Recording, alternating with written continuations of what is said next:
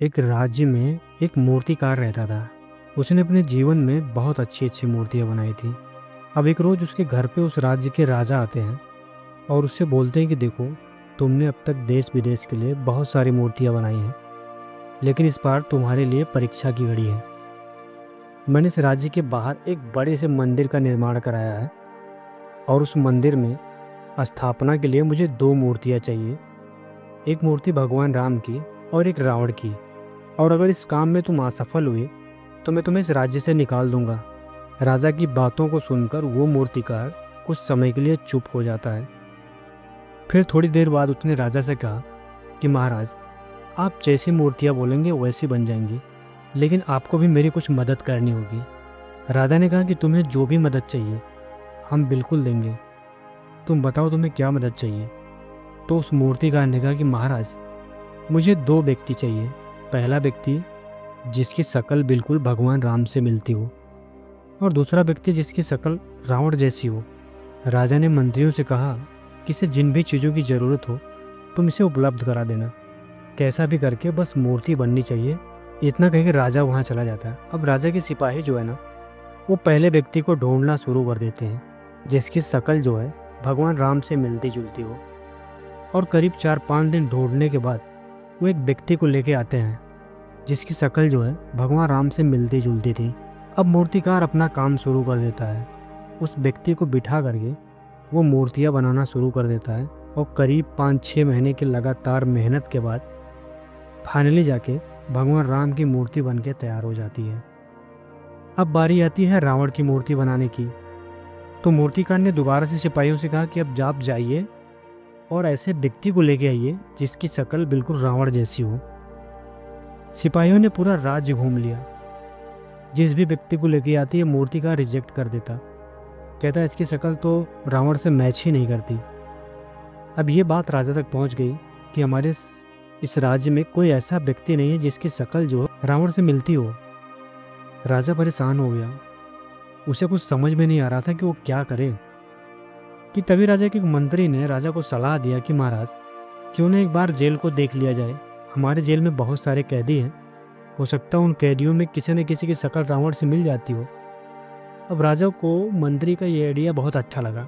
फिर उसने मूर्तिकार को लिया और जेल में उस व्यक्ति को ढूंढने के लिए सब लोग जाते हैं। अब जेल में जब सब लोग पहुंचते हैं ना, तो वहाँ मूर्तिकार को एक व्यक्ति दिखाई देता है जिसकी शक्ल जो है बिल्कुल रावण से मैच करती है। मूर्तिकार ने कहा कि महाराज, आप इसको निकाल लीजिए, इसी को देख के मैं बना दूंगा, ये बिल्कुल एकदम परफेक्ट है रावण की मूर्ति के लिए। अब राजा ने उस कैदी को उस जेल से रिहा कराया और मूर्तिकार के साथ उसके घर पे भेज दिया। मूर्तिकार उस कैदी को देख करके करीब 5-6 महीने तक लगातार मेहनत किया और अंततः रावण की मूर्ति बनके तैयार हो गई। अब राजा ने उस राज्य के पंडित को बुलाया और कहा कि पंडित जी, आप एक मुहूर्त निकालिए, मुझे इस मंदिर में मूर्ति स्थापना करनी है। अब पंडित जी ने एक अच्छा सा मुहूर्त देख के दिन रख दिया कि फला दिन को मूर्ति स्थापना होना है। पूरे राज्य में मूर्ति स्थापना की जोर शोर से तैयारियां होने लगी। पूरे राज्य के लोग खुश थे। तो इसी बीच जो कैदी था ना, उसने राजा से आग्रह किया कि महाराज, मुझे भी मूर्ति स्थापना वाला जो एक कार्यक्रम है वो मुझे भी देखना है। तो राजा ने कहा कि हाँ यार, बिल्कुल, क्यों नहीं, तुम्हारे योगदान से तो रावण की मूर्ति बनी है, तो इतना तो मैं तुम्हारे लिए कर ही सकता हूँ। फिर राजा उस व्यक्ति को रिहा कर देता है और कहता है कि ठीक है, उस कार्यक्रम में तुम भी शामिल होना। जब सबके सामने उस मंदिर में मूर्ति स्थापना हो रही थी, वो भव्य स्वरूप जो सब लोगों ने देखा, सारे लोग उस मूर्ति की तारीफ करते नहीं थक रहे थे। पर इन्हीं सब लोगों के बीच में ना, ये जो कैदी था वो खड़ा होकर लगातार सिर्फ रो रहा था। उसकी आंखों से लगातार आंसू गिर रहे थे। सारे लोग परेशान थे कि सारे लोग इतने खुश हैं, इतने उत्साहित हैं, पर यह आदमी रो क्यों रहा है। तो पंडित जी ने उस व्यक्ति से पूछा कि तुम क्यों रो रहे हो। तो उस व्यक्ति ने पंडित जी से पता क्या कहा। उसने कहा कि पंडित जी, इस मंदिर में जो भगवान राम की मूर्ति है वो भी मुझे ही देखकर बनाई गई थी, और जो रावण की मूर्ति है वो भी मुझे ही देखकर बनाई गई थी। इन दोनों मूर्तियों को बनाने में दो व्यक्ति का प्रयोग नहीं हुआ। अब इस बात को सुनकर ना पूरे राज्य के लोगों का दिमाग हिल जाता है।